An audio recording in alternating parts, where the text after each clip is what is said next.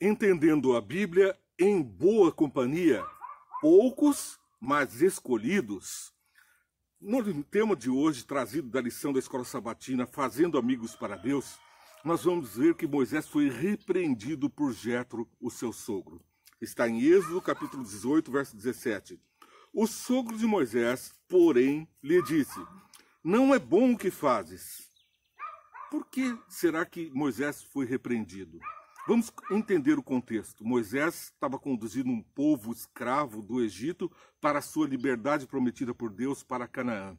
E sozinho ele enfrentava a tarefa de conduzir mais de 1 milhão de pessoas pelo deserto. 1 milhão de pessoas acostumadas à escravidão, a costumes do Egito, às práticas de um escravo.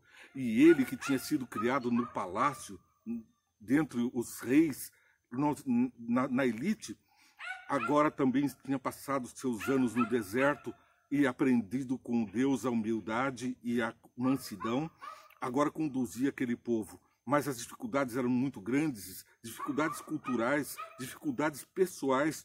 Moisés era um homem escolhido por Deus e aquele povo precisava ser trabalhado por Deus. Moisés falava face a face com Deus para receber os mandamentos. Lógico que não viu ali o rosto de Deus, mas tinha contato para onde o lugar era proibido para os outros. Os outros não podiam chegar ao monte que estava fumegando.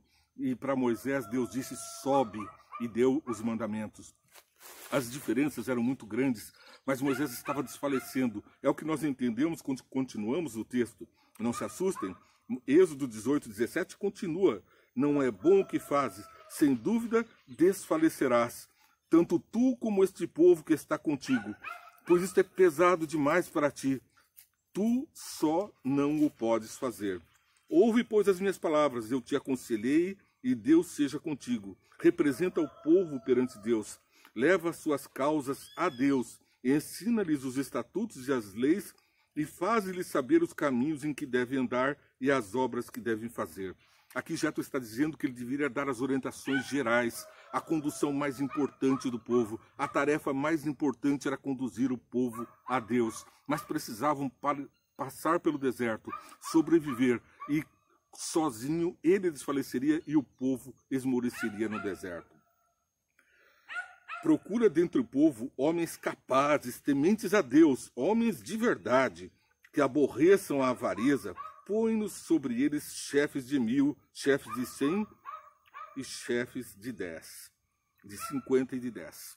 Então, ele estava agora aconselhando o seu genro Moisés a colocar pequenos grupos de atuação.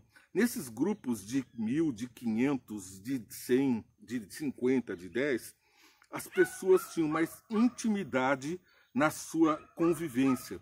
O líder de 10 sabia o nome, sobrenome, a história de vida de cada um deles. E quando havia alguma disputa, alguma dissensão entre eles, ele tinha muito mais condições de compreender a história de cada um e de aconselhar e mesmo de julgar. E as questões mais difíceis eram levadas para as instâncias superiores, aos chefes de 50, de 100, de 500, de 1000. E, finalmente, somente as questões mais importantes, mais difíceis de se resolver, é que chegaria ao staff de Moisés. A tarefa dele diminuiu muito e com isso ele conseguiu levar o povo até a porta de Canaã. 12 pregaram o evangelho ao mundo. Apenas 12, porque Jesus disse: muitos são chamados, mas poucos os escolhidos. Jesus chama o mundo inteiro para a salvação, mas escolhe a você e a mim, um pequeno grupo, para levar essa mensagem de salvação a todos os grupos de 10, de 50, de 100, de 500, de 1000, e quiçá levar muitos e muitos, multidões aos pés de Jesus, para viverem mais felizes aqui na terra e também para terem uma vida garantida junto ao nosso Senhor. João 1, verso 10. O verbo estava no mundo, o mundo foi feito por intermédio dele, mas o mundo não o conheceu. Veio para os que eram seus e os seus não o receberam. Mas a tantos quantos o receberam, deu-lhes o poder de serem feitos filhos de Deus, a saber, os que creem em seu nome.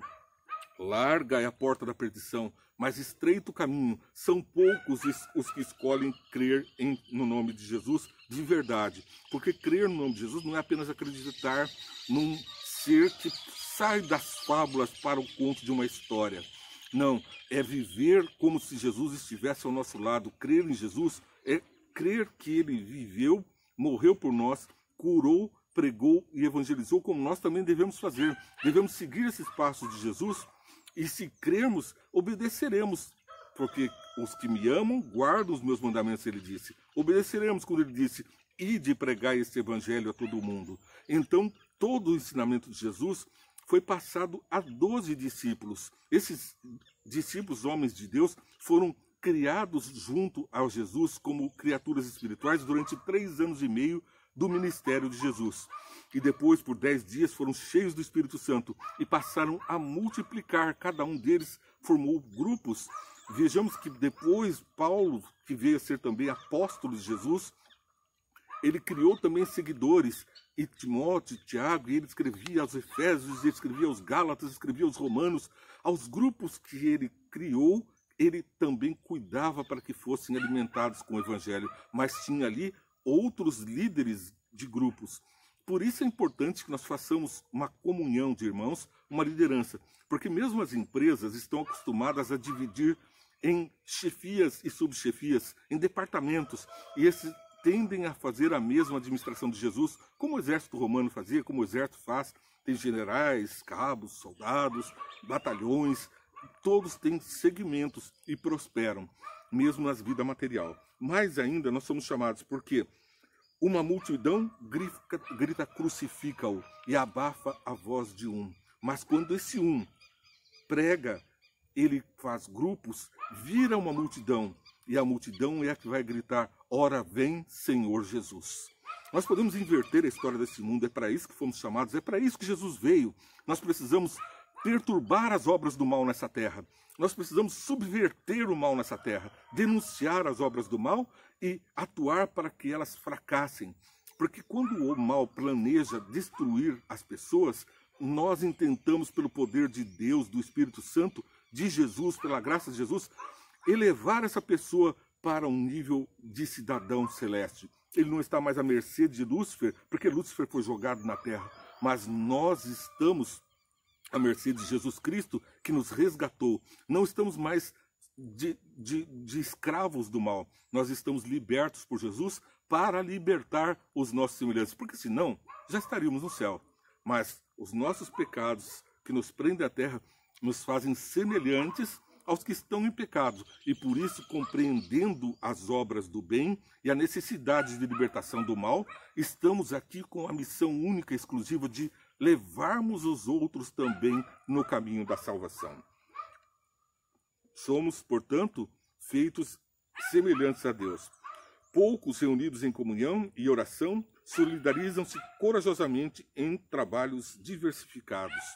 E assim, individualmente, conseguimos aquilo que nós não conseguiríamos fazer se não fosse a graça de Deus, o poder do Espírito Santo que capacita cada um, e exercendo cada um esse talento, esse dom, vai somando ao talento e o dom do outro, e complementando esses dons, nós estaremos cheios do Espírito Santo com uma obra completa. Como diz Paulo, a uns cura, a outros pregação, a outros o amor, a outra oração, cada um no seu ministério, fazendo a obra da multiplicação do Evangelho. Em pequenos grupos, a participação de cada um se torna indispensável. Surge a oportunidade de crescimento individual e fortalecimento do grupo para alcançar objetivos. A liderança que se põe à atuação do Espírito Santo, menos do eu. Os sentidos de solidariedade oportunizam maior resolução dos problemas e a crescimento individual e do grupo. O crescimento individual vem porque quando nós exercemos os talentos que o Espírito Santo nos deu, ele nos dá mais. Lembra da parábola dos talentos? Quem teve mais, mais lhe será dado, Jesus disse.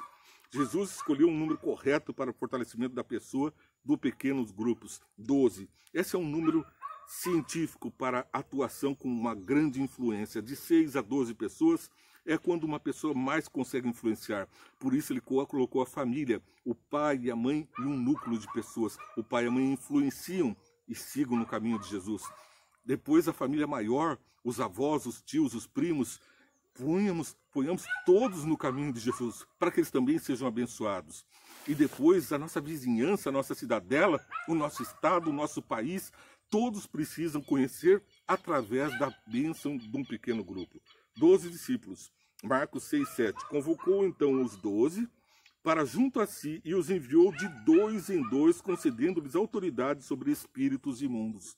Então Jesus fez os discípulos e depois ele dividiu. Não fiquem os 12 aqui comemorando que estão comigo, tentando fazer como os discípulos estavam tentando, quem será o maior no reino. Não, diminuam de 2, e de 2 façam muitos. E aos 70 ele enviou em Lucas 10:1. Depois disso, o Senhor designou outros 72, e os enviou 2 a 2 diante dele, e todas as cidades e lugares por onde ele estava prestes a ir, e ele lhes disse: a colheita é grande, mas os trabalhadores são poucos. Portanto, peçam ao Senhor da colheita que mande trabalhadores para a sua colheita. Que marketing! Jesus então dividia, tinha 12, agora tem 72, de 2 em 2, sempre de 2 em 2. Vão à frente e anunciem que eu estou chegando com o evangelho, com a cura, com a palavra de Deus. Os próprios discípulos faziam seguidores. Foi como Paulo, que está registrado em Mateus, capítulo 10, verso 1, Marcos 3:13 e Lucas 6:12. Naqueles dias retirou-se para o monte a fim de orar, e passou a noite orando a Deus. E quando amanheceu, chamou a si os seus discípulos, e escolheu 12 dentre eles, os quais deu também nome de apóstolos.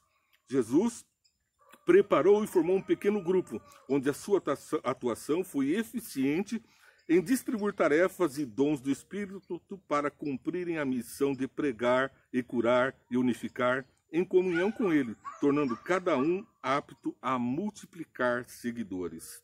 João nos ombros de Jesus. Ora, ali estava aconchegado a Jesus um dos seus discípulos, aquele a quem ele amava. E esse fez Simão Pedro sinal, dizendo-lhe: pergunta a quem ele se refere. Então, aquele discípulo, reclinando-se sobre o peito de Jesus, perguntou-lhe: Senhor, quem é?